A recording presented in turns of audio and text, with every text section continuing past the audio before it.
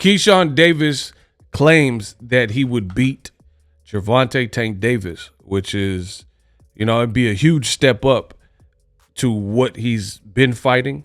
I will let you listen to it in this video. You guys clicked on it to hear what was said.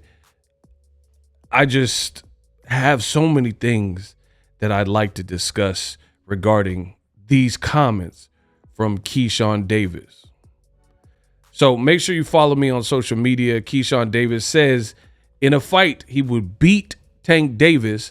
And based on basically Tank Davis's height and his size, if Tank tried to put the high guard up and like walk him down, it could be target practice with his length.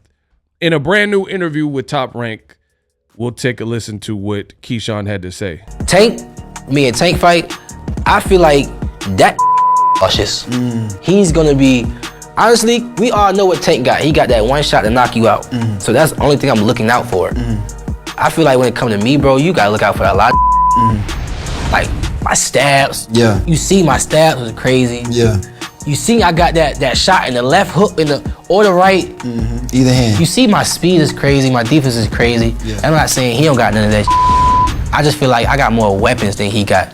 That's why he come out always slow all the time. Only time I see him come out fast, was with Leah Santa Cruz. I felt him come out fast against Frank Martin too, though. He pushed the pace on that one first round. So why he lose first 5 rounds? I mean, I feel like in terms of punching, he wasn't, but I'm talking about in terms of stepping forward. Like, he don't usually be like stepping forward like that first like 3-4 rounds. I think his game plan was to try to get Frank Martin tired, and then it happened. But first 4 rounds, he was in his face, like stepping to him. Yeah, but that's to me, that's not coming out fast to me. Gotcha. Like Pedraza. Pedraza came out punching, he came out fast. Gotcha.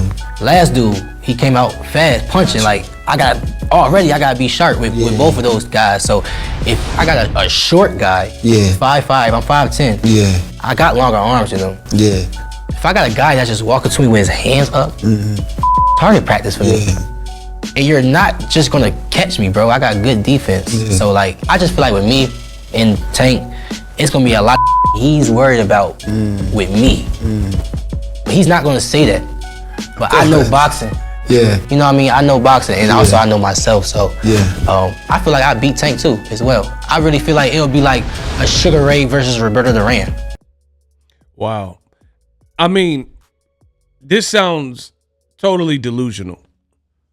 And I'm gonna break down to the best of my ability. It sounds delusional, people. If delusion was an interview.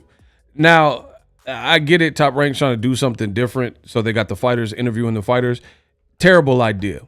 Terrible idea if you got 2 fighters who may be friendly or cordial, because I highly doubt you'd be able to get 2 fighters that hate each other and get them to sit down right next to each other on the couch and conduct an interview. So that being said, you got to pair people who are like at least cool or in different divisions, to have that dialogue more than likely. So with that being said, it's a bad look because another fighter might just let the other person talk, and that's kind of what I seen with Shushu.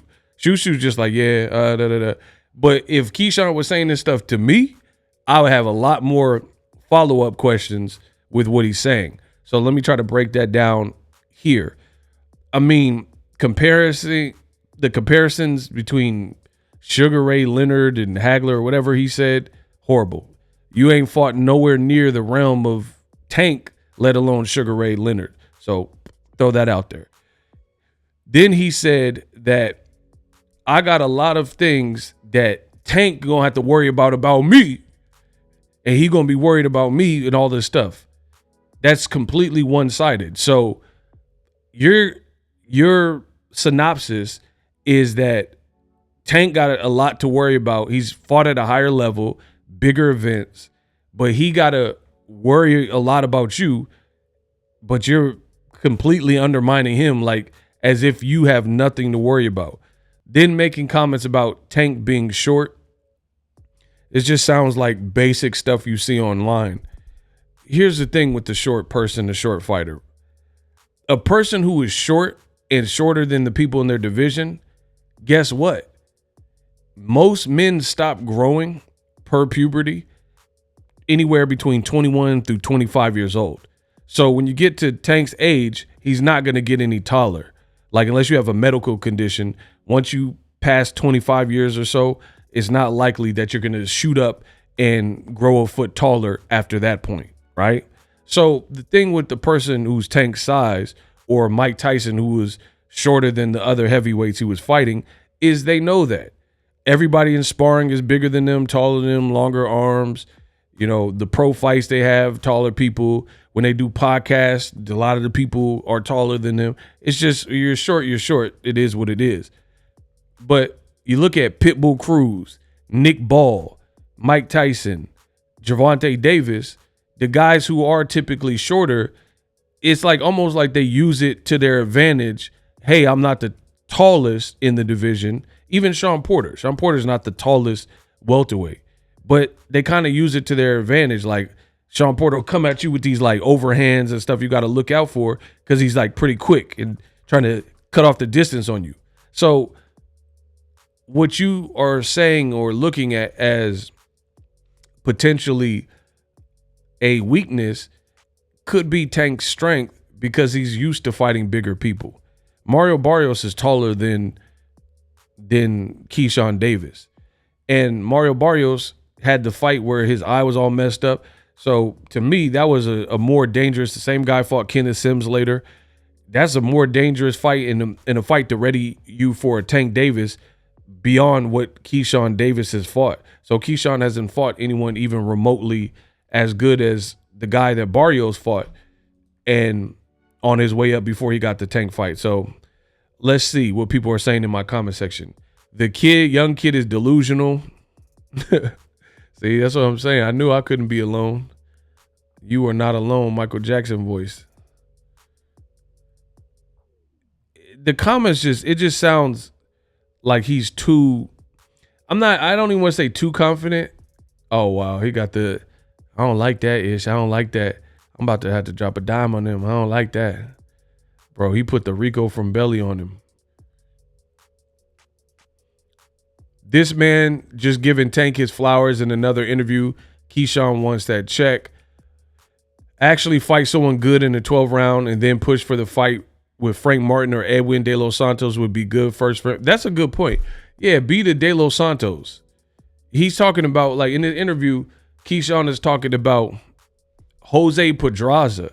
And the funny thing is, Tank was like 15-0 fighting Pedraza. You fought a washed version of Pedraza just recently, like legit just recently, after Lomachenko got him, after he had been knocked out, after he had several wars, after Tank Ben knocked him out. And that's the version you got. That's what gave you the confidence to beat Tank. I don't know, man. Experience matters. Experience definitely matters. So it's good to be confident, but you got to be realistic too. The 93-96 knockout rate shouldn't be trifled with. I want him to see Abdul first. He clout chasing. Mentioned Haney and Davis. Oh my gosh, they say anything to become famous. Wow. How is that chin though? See, that's a good point too. That's what I'm saying. Like, he making it sound like Tank just gonna get in there and just be short and he don't got nothing for you. And they sparred before, and I've heard Keyshawn talk about what happened in the sparring, and he didn't sound that way with the sparring. He was actually talking about how young he was. Nobody cares about that. You got in there in the ring with him. You were whatever age you felt comfortable being in the ring with him, and then y'all sparred, and you weren't talking like this. So it's hard for me to take this serious from Keyshawn. In fact, he has an upcoming fight with Gustavo Lemos, who gave Richardson Hitchens a tough fight. Keyshawn will absolutely be ridiculed and clowned if he struggles or loses. And this generation, they're going to have to learn the hard way, because they like to talk. I'm from a different generation. I'm from a different cloth. People don't want to hear all that. Just show us. If you really think you could beat the top of the totem pole at 35, which is clearly Gervonta Davis, you haven't even beat people who are levels below guys Tank has already beaten, right? Like, you've not even beaten a Rolly. You have not beaten a Esau Pitbull Cruz. You haven't beaten a Frank Martin. You haven't beaten a guy like, because you don't want to fight Shakur Stevenson. You haven't beaten an Edwin De Los Santos, a El Rayo. You haven't beaten a Ryan Garcia. You haven't beaten Devin Haney. So Keyshawn is good to be confident and talk. Oh, I'll beat Devin Haney and whoop him. He don't got no power, this, and that. Oh, I'll whoop Tank. But we got to see it. And then the final thing I'll say is he's talking a lot. And for me, I don't think there's been some shaky performances in there from Keyshawn Davis, which don't add up to what you're saying about how you would demolish Tank Davis. Keyshawn has 11 fights or so. We have to see how he looks with Lemos, which is probably the best name. But you just fought the Miguel Medueno dude, and it went the full distance. It went 10 rounds. And you didn't drop him. He was clipping you, right? He has another fight with where he smoked weed against that Albright dude. In that particular fight, he didn't look sensational. You fought Anthony Yidget, and it took you more rounds than Rolly took to knock the guy out. So, to be honest, I really feel like the talk is not matching the performances from Keyshawn. So, the best thing you could do if you're a young cat in this game is to talk a whole lot less and deliver. I always tell you, because I used to work jobs, sales jobs and retail jobs and stuff like that, and there's this phrase that we all knew. It is under promise, over deliver. But the reversal is often happening with this new generation in boxing. They're over promising and under delivering, which is the opposite of where you want to be. A customer, if you tell a customer, if they call in, they say, oh, do you have this toolbox in stock, right?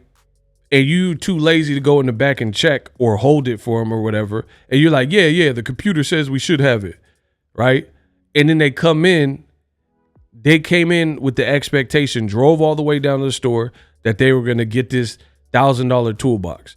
But because you were too lazy to look and compare the computer counts to the back stock in the warehouse, now when you find out there was a computer error and you don't really have the toolboxes, you've overpromised and you've under-delivered. The customer is going to be furious and livid. I drove all the way down from blah, blah, blah, blah, and you don't have it. And then now your manager gets involved because they want to speak to a manager. Now they got to give them a more expensive toolbox at a discount to try to make up and compensate the customer for his time, right? But then if you have clear expectations, hey, we don't do holds and, I'll check and we only have one left, blah, blah, blah. So if you don't come and it's sold, then that's nothing we could do. You know what I mean? You just set clear expectations and you don't have nothing to worry about it. Keyshawn is bumping gum, but you're not even stopping the Meduenos of the world and you telling us what you're going to do with Tank. So I think he has to put in a lot more work for that to even be remotely believable.